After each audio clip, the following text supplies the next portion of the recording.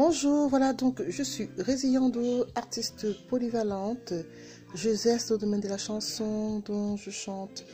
N'oubliez pas de vous abonner, n'oubliez pas de partager et surtout n'oubliez pas de m'envoyer tout plein de cœurs parce que moi les cœurs, j'en raffole. Voilà donc j'ai entamé une série de vidéos où je vous parle de ma grossesse compliquée et surtout de mon accouchement qui a été très compliqué au point où j'ai failli passer de vie à trépas. Voilà. Donc, dans la précédente vidéo, je vous ai dit qu'on m'a présenté mon fils. Il faisait une détresse respiratoire. C'était ça, justement, le pourquoi on m'a fait la césarienne. Parce que sans raison médicale, je n'aurais pas eu droit à une césarienne à ce moment-là, malgré toutes les tentatives d'exigence que j'avais mis au point sur le fait qu'il fallait que je sois opérée ce jour, parce que je sentais que mon corps était en train de lâcher et que j'étais justement en train de partir à petit feu. Certes, ma ténacité a payé, et ensuite mes prières, ma foi en Dieu a permis que ce moment arrive et puis j'ai eu justement le miracle qu'il fallait. Même pendant l'opération, le miracle opère tout simplement. Pourquoi? Parce que vous savez, quand on fait une rétention d'eau, on a l'eau partout dans le corps, donc pour des piqûres, c'est pas évident. Il faut trouver les veines et surtout en ce qui concerne l'anesthésie locale qui devait être faite en fait, donc la péridurale. Il aurait fallu justement être très très vigilant parce que autrement dit, la péridurale est aussi dangereuse. Il faut un bon anesthésiste qui soit capable justement de ne pas louper son coup. Autrement dit, on peut très très vite être handicapé par justement une péridurale. Mais même ça a été facile. D'un seul coup, il a trouvé le bon vétérinaire pour faire tout. Et puis immédiatement, la césarienne avait débuté, l'enfant est sorti, tout allait bien, on m'a présenté l'enfant. Mes bras étant encombrés par les perfusions des deux bras, je ne pouvais pas le serrer dans mes bras. Mais par contre, j'ai collé ma joue sur lui et puis je lui ai donné toutes les bénédictions possibles pour qu'il entame un pas dans la vie avec beaucoup de bonheur et beaucoup d'accompagnement de bénédictions maternelles. Ensuite, on a mené mon enfant pour le nettoyage et pour les formules administratives, noter la date, l'heure, le nom et tout ça, pour qu'il soit existant. Et moi, c'est à ce moment que je sens que je suis en train de partir. Et à ce moment-là, on peut aller partout. On peut faire du yoga. On peut aller dans des monastères. On peut aller dans des temples pour chercher une sérénité pareille. Mais cette sérénité-là, je l'ai ressentie et rien n'est incomparable en fait. On a l'impression, c'est un mélange de bien-être et une envie de planer et une envie et une sensation d'être réellement libre. Un sentiment assez bizarre qui nous anime, qui nous rassure en même temps et on sent quand même qu'on est en train de se vider de quelque chose. À ce moment-là, moi je dis donc à l'infirmier qui était juste à côté de moi, je suis en train de mourir. Elle me dit non, vous n'êtes pas en train de mourir, voyez-vous, on a sauvé votre fils, il va bien d'ailleurs, il n'y a plus de détresse respiratoire, donc c'est un miracle aussi. Et vous, on est en train de vous recoudre. Je dis non. Même si on est en train de me recoudre, je sens que je suis en train de partir. Je vous assure, je suis en train de mourir. Et puis à ce moment-là, c'est comme si on a envie quand même de lutter. J'ai une envie de me lever et de courir comme si je veux éviter et fuir le destin. J'ai envie de courir, j'ai envie d'échapper à ce destin qui se présente à moi. Mais je me rends compte que je n'ai pas de force, je ne suis pas capable de faire quoi que ce soit. À ce moment-là, j'ai le visage justement de mon père dans la salle. Je ne sais pas si j'hallucine ou est-ce que dans ce stade de passage entre la vie et la mort, on arrive à voir ses proches. Je ne saurais vous dire. Mais tout ce que je sais, c'est que mon père, il est décédé il y a de cela quelques années, et qu'à ce moment-là où je perds pied, où j'ai l'impression qu'il y a quelque chose qui s'échappe de moi, je vois son visage dans la salle d'accouchement, et puis il a un visage assez ferme, un visage comme pour les jours où il voulait prendre des graves décisions, et puis pour me dire qu'il n'était pas d'accord avec ce qui se passait, que je ne pouvais pas tout de suite abandonner la vie. Et puis, nous en Afrique, nos parents nous parlent toujours par le regard. Donc, son regard voulait tout dire. Tu ne peux pas le faire. Qu'est-ce qui t'arrive? Bats-toi.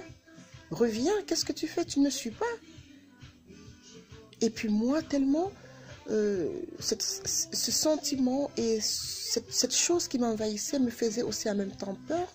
Que lui, son visage m'intéresse. J'ai envie de le suivre parce que je me dis, ben, au moins j'ai un repère. Je vais te suivre. Et puis, puisqu'il avait apparu du côté droit, moi je tourne le visage de ce côté, je le regarde, et puis je le suis du regard jusqu'au côté droit, et lui, dans son regard, en me regardant tout droit dans les yeux, c'est non, tu ne me suis pas.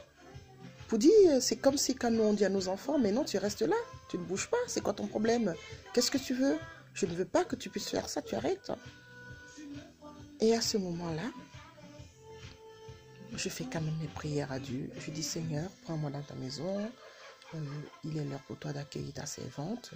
Voilà, pardonne mes péchés. Et puis, je m'excuse devant tous les gens que j'ai pu offenser sans m'en rendre compte. Et puis, je suis prête à venir t'appartenir. Et à ce moment-là, l'infirmier qui est à côté, je vous fais un bref en fait de ce qui s'est passé en quoi? En peut-être 20 secondes ou 30 secondes. Hein? Et à ce moment-là, l'infirmier baisse donc justement la séparation qu'il y avait entre moi et le chirurgien, et elle dit au chirurgien, est-ce qu'on peut rassurer la patiente qu'on a presque fini de la coudre, parce que actuellement la patiente est en train de nous dire qu'elle est en train de décéder et de mourir. Et à ce moment-là, c'est le chirurgien qui dit, randomez la patiente, faites une anesthésie générale, il y a une complication, la patiente est en train de faire une hémorragie.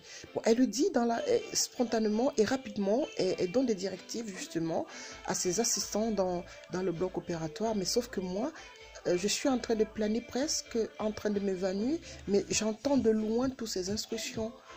Donc, du coup, je me dis encore plus, ça y est, c'est bon, je suis en train de partir. C'est ce que je pensais. Et à ce moment, je ne pense à personne d'autre. Je pense qu'à moi et je pense à sauver mon âme et je pense à partir sereinement. Voilà, donc je suis dans l'acceptation. Je n'ai plus envie de fuir, je n'ai plus envie de courir. Je suis en train de partir. Et puis, je suis endormie. Soit je me suis évanouie avant, où je me suis endormie.